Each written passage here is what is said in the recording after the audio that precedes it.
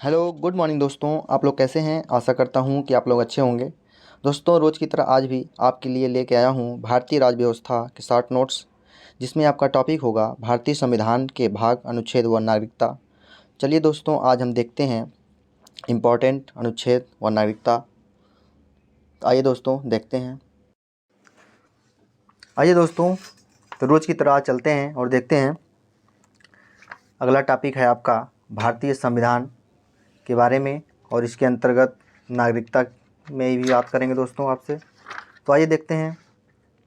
संविधान की बात करें तो संविधान हमारा 26 नवंबर सन 1950 को बन के तैयार हुआ, और इसे 26 जनवरी 1950 को पूर्ण रूप से भारत में लागू कर दिया गया।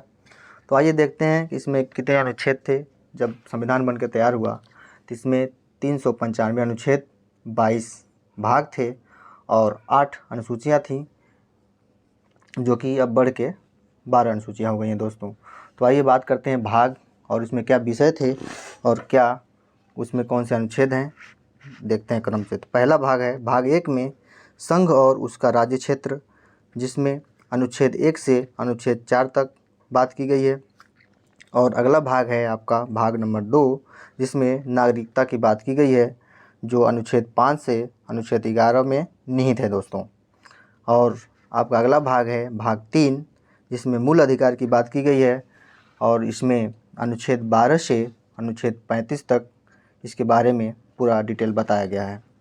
और आपका अगला भाग है भाग 4, जिसमें राज्य के नीति निर्देशक तत्वों के बारे में चर्चा की गई है दोस्तों, जिसका अनुच्छेद है 36 से लेके 51 तक। इसमें पूरी विस्तार रूप से चर्चा किया गया है। और आइए देखते हैं, अगला है भाग 4। भाग 4 में क है ये आपका मूल्य कर्तव्य। मूल्य कर्तव्य की चर्चा अनुच्छेद 51 क में की गई है दोस्तों। और अगला आता है भाग आपका भाग 5, जिसमें संघ की बात की गई है, और ये अनुच्छेद 52 से लेकर 151 तक में निहित है। और भाग 5 का ही अध्याय 1 है, जिसमें कार्यपालिका की बात की गई है, जिसमें अनुच्छेद 52 से अनुच्छेद 78 तक में इसकी पूरी डिटेल है दोस्तों। आइए देखते हैं इसी क्रम में। भाग 5 का ही अध्याय 2 है, जिसमें संसद की बात की गई है, संसद के दोनों सदनों की बात की गई है, जो अनुच्छेद 79 से लेकर 122 तक में निहित है। अगला है आपका अध्याय 3, भाग 5 का अध्याय 3, जिसमें राष्ट्रपति के विधायी अधिकार क्या हैं उसके बारे में बात की गई है, जो अनुच्छेद 123 में दिया गया है दोस्तों। और अगला है भाग 5 का अध्याय 4, जिसमें संघीय संघीय न्यायपालिका दोस्तों, जिसमें 124 से 147 तक अनुच्छेद में बात किया गया है सुप्रीम कोर्ट की। और अगला अध्याय है 5, भाग 5 का 5वां अध्याय, जिसमें भारत के नियंत्रक एवं महालेखा परीक्षक की चर्चा की गई है, जो अनुच्छेद 148 से लेकर 151 तक में निहित है। आइए अगला देखते हैं।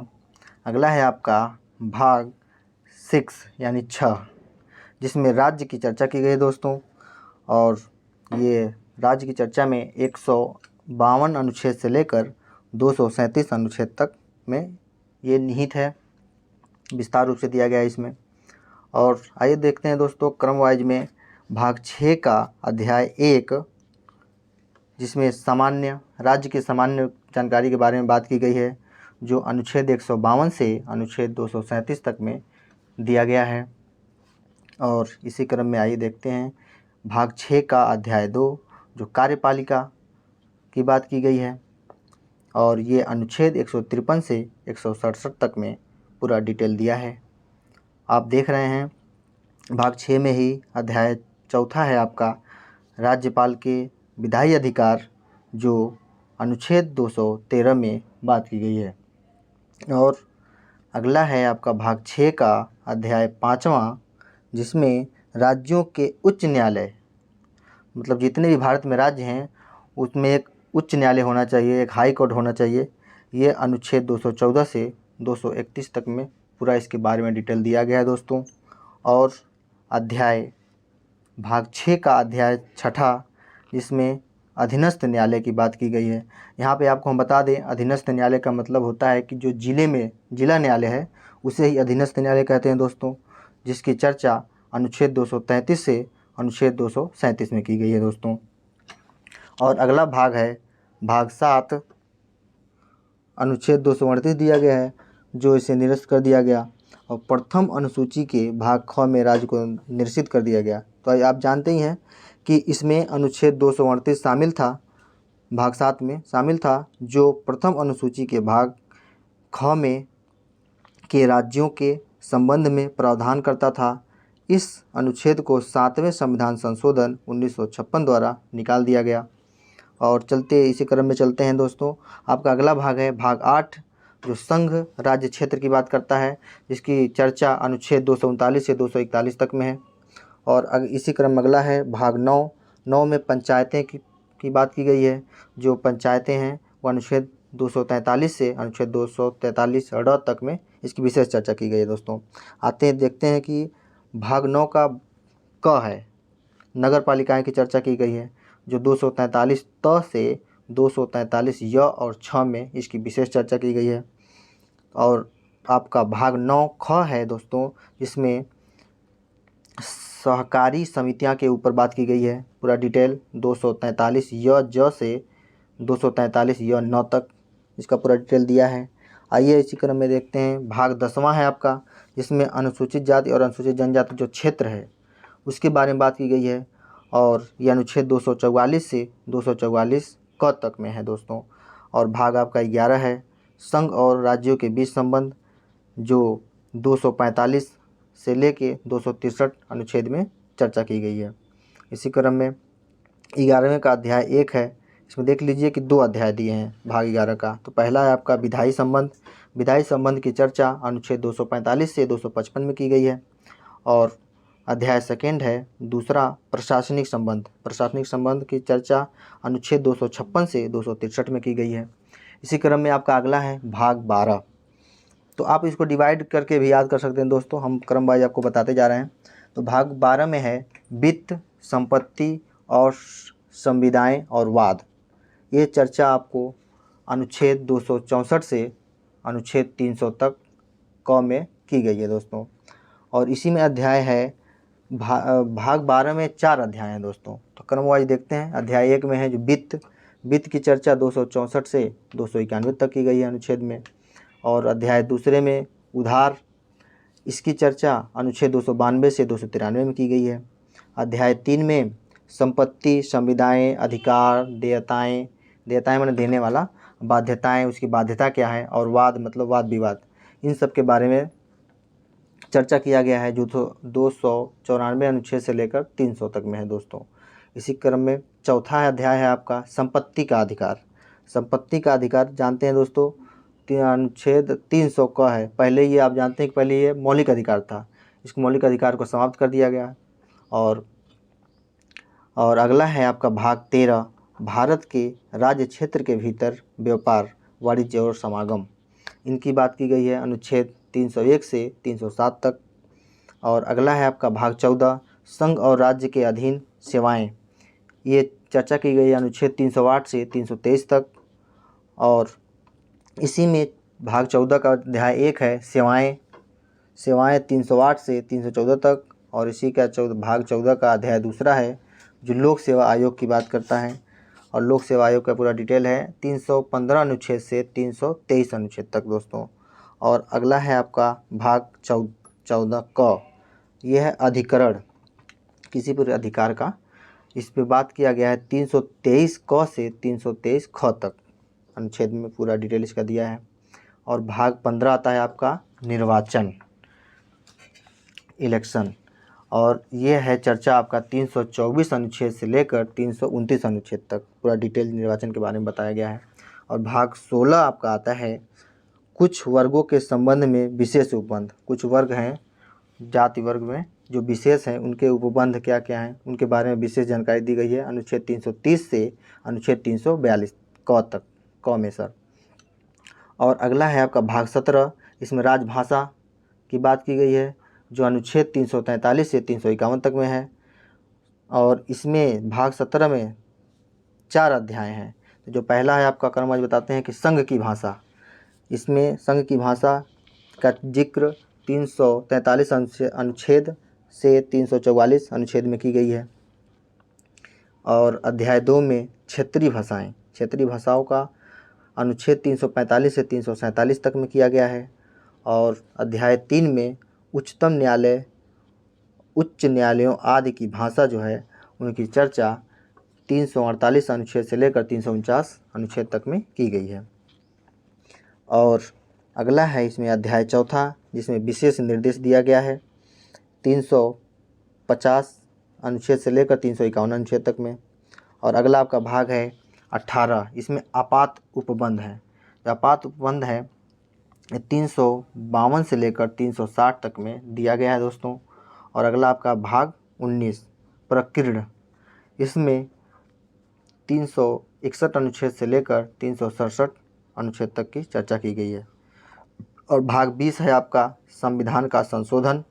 संविधान का संशोधन अनुच्छेद 368 में दिया गया है।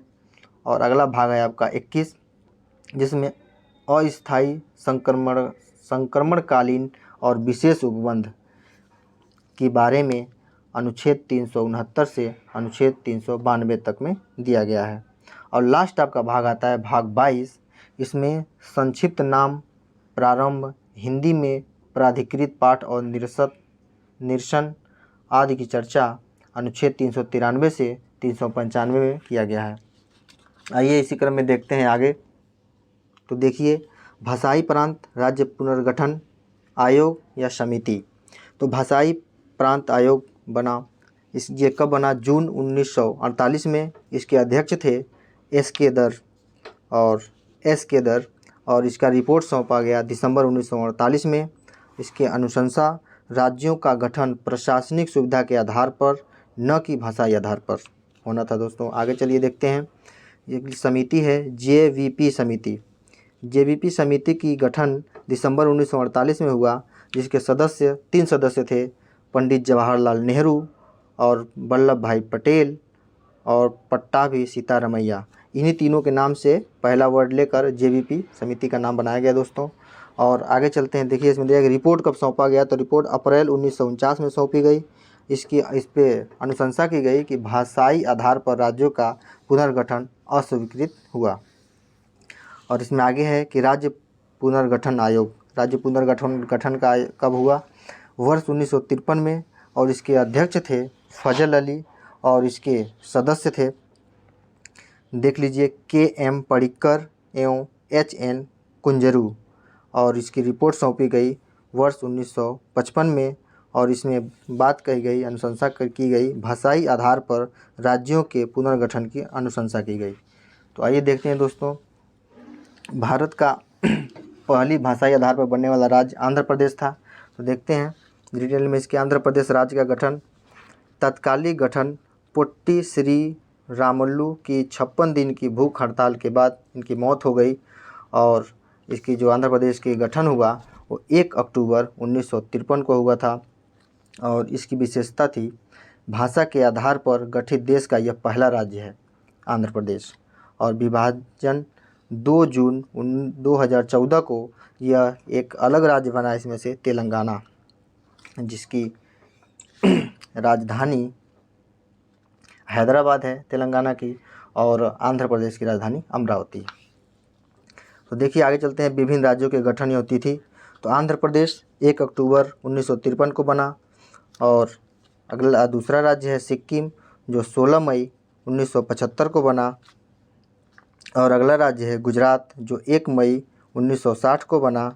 और अगला राज्य है, देखिए हम क्रम से स्पीड में पढ़ते जा रहे हैं, नागालैंड 1 दिसंबर 1963 को बना। और अगला है आपका हरियाणा 1 नवंबर 1966 को बना। और इसी क्रम में अगला है हिमाचल प्रदेश, जो 26 जनवरी 1971 को बना दोस्तों। हिमाचल प्रदेश जो है 25 जनवरी 1971 को बना दोस्तों। और अगला राज्य है आपका मेघालय आपका 21 जनवरी 1972 को बना। और अगला राज्य है मणिपुर 21 जनवरी 1972 को बना। और त्रिपुरा जो राज्य है आपका, ये भी 21 जनवरी 1972 को बना। ये मेघालय, मणिपुर और त्रिपुरा तीनों एक ही डेट में बने थे, 21 जनवरी 1972 को। और अगला राज्य है आपका सिक्किम, जो 16 मई 1975 को बना। और अगला राज्य है मिजोरम, जो 20 फरवरी 1987 को बना दोस्तों। आइए देखते हैं अरुणाचल प्रदेश। अरुणाचल प्रदेश आपका 20 फरवरी 1987, यानी कि मिजोरम और अरुणाचल प्रदेश एक ही डेट में बने थे, 20 फरवरी 1987 को। अगला राज्य है आपका गोवा। गोवा 30 मई 1987 को बना। और अगला है छत्तीसगढ़। छत्तीसगढ़ 1 नवंबर 2000 को बना दोस्तों। और आपका अगला राज्य है उत्तराखंड। उत्तराखंड 9 नवंबर सन 2000 को बना, यूपी से अलग हुआ। और अगला राज्य है आपका झारखंड, जो 15 नवंबर 2000 को बना ये। और अगला है राज्य तेलंगाना, जो 2 जून 2014 को बना। इसी क्रम में आइए देखते हैं अगला टॉपिक है नागरिकता। आइए नागरिकता के बारे में जानते हैं। नागरिकता में उल्लेख है, संविधान के भाग 2 में नागरिकता की बात की गई है, जो अनुच्छेद 5 से 11 तक में निहित है। और इसमें भारत में एकल नागरिकता का प्रावधान है। भारत में 2 तरह के लोग होते हैं, जैसे नागरिक और एक विदेशी, जिसमें मित्र और शत्रु। जो विदेशी में होते हैं, एक मित्र और एक दूसरे शत्रु। अगले हैं कुछ महत्वपूर्ण तथ्य हैं दोस्तों, आइए आपको इसके बारे में हम बताते हैं। जैसे कि दिया है कि संसद द्वारा नागरिकता के अधिकार का विधि द्वारा विनियमन किया जाना उपबंधित है। ये किसके अनुच्छेद के अंतर्गत बात की गई है? तो अनुच्छेद 11 के अंतर्गत कहा गया है। अगला पॉइंट है आपका भारतीय नागरिकता अधिनियम 1955 कब पारित किया गया? किसके द्वारा पारित किया गया? तो संसद द्वारा पारित किया गया। अगला आपका टॉपिक नेक्स्ट पॉइंट है आपका अनुच्छेद 15, अनुच्छेद 16, 19, 29 व 30 के तहत अधिकार प्राप्त है। किसको? केवल नागरिकों को। नागरिकों मतलब यहाँ के जो भारत के नागरिक हैं, ये बस 15, 16, 19, 29 और 30 के, इनका फ़ायदा बस इन्हीं को मिलेगा, विदेशियों को नहीं, जो विदेशी हैं। और अगला पॉइंट है आपका दोहरी नागरिकता। राज्य के लिए पृथक नागरिकता व्यवस्था को अपनाया गया है, जो अमेरिका एवं स्विट्ज़रलैंड में है। आपका अगला है संविधान से कुछ तथ्य हैं, आइए देखते हैं। नागरिकता के कुछ महत्वपूर्ण तथ्य हैं जो इस प्रकार हैं। देखिए, पहला पॉइंट है आपका पाकिस्तान से भारत को प्रव्रजन करने वाले कुछ व्यक्तियों की नागरिकता के अधिकार के बारे में उपबंध है। प्रव्रजन मतलब होता है, आइए देखते, ये है आपका किया गया है अनुच्छेद 6 के तहत है दोस्तों। और अगला पॉइंट है आपका पाकिस्तान को प्रव्रजन करने वाले कुछ व्यक्तियों की नागरिकता के अधिकार के बारे में उपबंध है, जो अनुच्छेद 7 में किया गया है। अगला पॉइंट है आपका भारत के बाहर रहने वाले भारतीय उद्भव के कुछ व्यक्तियों के नागरिकता के बारे में उपबंध दिया गया है, अनुच्छेद 8 में।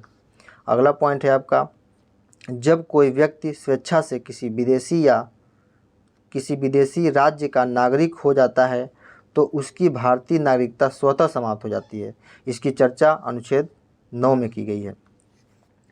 आइए आगे देखते हैं दोस्तों, ऐसे कौन कौन से मूल अधिकार हैं जो भारतीय नागरिकों के साथ साथ विदेशियों को भी प्राप्त हैं। तो आइए देखते हैं क्रमवाइज। पहला अनुच्छेद है 14, अनुच्छेद 14 भी प्राप्त है नागरिकों को और विदेशियों को भी। 14, 20, अनुच्छेद 21, अनुच्छेद 21 का, अनुच्छेद 22, अनुच्छेद 23, अनुच्छेद 24, अनुच्छेद 25, अनुच्छेद 26, अनुच्छेद 27 और अनुच्छेद 28 और अंतिम है आपका अनुच्छेद 32। ये नागरिकों को भी प्राप्त है और विदेशियों को भी प्राप्त है। तो आइए देखते हैं आगे आपका है मूल अधिकार कुल 6, एक नज़र इस पर मारते हैं, देखते हैं। तो देखिए, मूल अधिकार और अनुच्छेद। समानता का अधिकार या समता का अधिकार, ये 14 से 18 तक में चर्चा की गई है। अगला है स्वतंत्रता का अधिकार, जो अनुच्छेद 19 से लेकर 22 तक चर्चा की गई है। और अगला है शोषण के विरुद्ध अधिकार, जो अनुच्छेद 23 से 24 में की गई है। और अगला है धार्मिक स्वतंत्रता का अधिकार, जो अनुच्छेद 25 से लेकर अनुच्छेद 28 तक की गई है। अगला है आपका संस्कृति और शिक्षा संबंधी अधिकार, जो अनुच्छेद 19 से 29 और 30 में की गई है। और अंतिम है संवैधानिक उपचारों का अधिकार, जो अनुच्छेद 32 में की गई है। इस अनुच्छेद 32 को डॉक्टर अम्बेडकर जी ने इसे संविधान का आत्मा कहा था। आगे चलते हैं दोस्तों, इस टॉपिक से कुछ महत्वपूर्ण तत्व हैं उसके बारे में बात करते हैं पॉइंट वाइज। जैसे कि पहला दिया है, संसद नए राज्यों का निर्माण कर सकती है। किसके द्वारा? तो साधारण बहुमत से वो नए राज्यों का निर्माण कर सकती है। अगला पॉइंट है आपका, भारतीय संघ के अंतर्गत किसी राज्य को मिलाने का अधिकार है। कौन सा अधिकार है? संसद को। मिलाने का अधिकार किसको है? तो संसद को है। अगला पॉइंट है आपका, लोकसभा में संघ राज्य क्षेत्र के लिए आरक्षित सीटों की कितनी संख्या है? तो 20 है। अगला पॉइंट है आपका, राज्य पुनर्गठन आयोग की सिफारिश पर 1 नवंबर 1956 को बनाए गए राज्य एवं संघ राज्य क्षेत्रों की संख्या कितनी है? तो देखिए 14 राज्य हैं और 6 संघ राज्य क्षेत्र हैं। और नेक्स्ट है, परीक्षा उपयोगी दृष्टि से बहुत ही महत्वपूर्ण प्रश्न है। पॉइंट वाइज देखते हैं दोस्तों। भारत में नागरिकता से संबंधित कानून बना सकती है? तो संसद बना सकती है। भारतीय संविधान में नागरिकता का उल्लेख किया गया है? तो किया गया है, देखिए भाग 2 के अंतर्गत अनुच्छेद 5 से 11 तक में किया गया है। अगला पॉइंट है आपका, भारतीय संविधान नागरिकता प्रदान करता है किसको? तो एकल नागरिकता को। और अगला पॉइंट है आपका, अमेरिका में नागरिकता प्रदान की जाती है। तो अमेरिका में कैसी नागरिकता है? तो दोहरी नागरिकता है। अगला पॉइंट है आपका, भारतीय नागरिकता अधिनियम 1955 के अनुसार पंजीकरण द्वारा भारतीय नागरिकता प्राप्त करने के लिए भारतीय मूल के व्यक्ति को भारत में कितने समय व्यतीत करने होंगे? तो 5 वर्ष। और आइए आगे देखते हैं, नागरिकता की प्राप्ति एवं अंत। भारतीय नागरिकता ले सकते हैं इसमें 5 प्रकार से, वह भारतीय नागरिक हो सकता है। तो आइए देखते हैं। नंबर 1 है जन्म से, अर्जित भूमि के समावेशन से, और तीसरा है वंश परंपरा से, और चौथा है देशीकरण से, और 5वां है आपका पंजीकरण से। इसी में आगे देखते हैं कि भारतीय नागरिकता का अंत यानी लोप किस प्रकार से होता है? तो 3 प्रकार से। पहला दिया है नागरिकता त्यागने पर, अगर नागरिकता आप त्याग देते हैं तो नागरिक नहीं रहेंगे। और दूसरा है सरकार द्वारा वंचित करने पर, अगर सरकार आपको वंचित कर देती है तो आप नागरिकता आपकी निरस्त हो जाएगी। और तीसरा है किसी अन्य देश की नागरिकता ग्रहण करने पर आपकी नागरिकता स्वतः निरस्त हो जाती है। और आगे है आपका, आइए देखते हैं कि नागरिकता संशोधन अधिनियम 1919 जो है कब लागू हुआ। तो देखते हैं दोस्तों, नागरिकता संशोधन अधिनियम 2019 ये 10 जनवरी 2020 से ये लागू हो गया। और इसके अंतर्गत कुछ देशों के नागरिकों को भारत की नागरिकता देने का प्रावधान किया गया, जिसमें से पहला देश है अफ़गानिस्तान, दूसरा है पाकिस्तान, और तीसरा है बांग्लादेश के अल्पसंख्यकों को। जिसमें से वहाँ के कौन कौन से किस किस धर्म के लोगों को नागरिकता दी जाएगी। तो देखिए आइए देखते हैं। पहला हिंदू धर्म से हो, सिख धर्म, बौद्ध धर्म, जैन धर्म, पारसी धर्म और ईसाई को नागरिकता देने का अधिकार है। आइए इसी पर कुछ महत्वपूर्ण या मूल अधिकार दिए गए हैं, आइए आपको हम दिखाते हैं। तो पॉइंट वाइज है दिया है कि अनुच्छेद 21 क के तहत शिक्षा के अधिकार को मौलिक अधिकार बनाया गया। कब बनाया गया? तो 86वें संविधान संशोधन अधिनियम 2002 द्वारा बनाया गया। और दूसरा पॉइंट है प्रेस की स्वतंत्रता अंतर्निहित है। किसके द्वारा अंतर्निहित है? तो संविधान के अनुच्छेद 19(1) क में निहित है स्वतंत्रता का, प्रेस स्वतंत्रता। और अगला पॉइंट है आपका मेनका गांधी वाद 1978 किस अनुच्छेद से संबंधित है? तो ये अनुच्छेद है 21, जिसके अंतर्गत प्रदत्त मूल अधिकारों के विस्तार से बात की गई है। अगला पॉइंट है आपका सिखों द्वारा कृपाण धारण करना धार्मिक स्वतंत्रता का अंग माना जाता है, ये अनुच्छेद 25 के अंतर्गत बात की गई है। अगला पॉइंट है आपका मौलिक अधिकारों के संरक्षक, आपका मौलिक अधिकार का संरक्षक कौन है? तो आपका उच्चतम एवं उच्च न्यायालय। अगर आपका मौलिक अधिकार का हनन होता है तो आप डायरेक्ट सुप्रीम कोर्ट जा सकते हैं। और आइए आगे देखते हैं। दिया है कि नागरिकता से संबंधित महत्वपूर्ण कुछ अनुच्छेद हैं। आइए देखते हैं दोस्तों। तो अनुच्छेद 5 है जो संविधान लागू होने के समय नागरिकता देता है, और अनुच्छेद 6 में दिया है कि पाकिस्तान से भारत को प्रव्रजन करने वाले व्यक्तियों की नागरिकता। अनुच्छेद 7 में दिया गया है कि पाकिस्तान को प्रव्रजन कराने वाले व्यक्तियों की नागरिकता। और इसी प्रकार अनुच्छेद 8 में दिया है कि भारत के बाहर रहने वाले भारतीय उद्भव के कुछ व्यक्तियों की नागरिकता। और अनुच्छेद 9 में बात की गई है कि विदेशी राज्य के नागरिकता ग्रहण करने पर भारतीय नागरिकता स्वतः समाप्त हो जाती है दोस्तों। और अगला अनुच्छेद है आपका अनुच्छेद 11 जो संसद को नागरिकता के संबंध में विधि बनाने की शक्ति है। इसी प्रकार तो देखिए दोस्तों, आज का आपका वीडियो कंप्लीट हुआ, क्लास समाप्त हुआ। और आइए आपका नेक्स्ट टॉपिक होगा मूल अधिकार पर।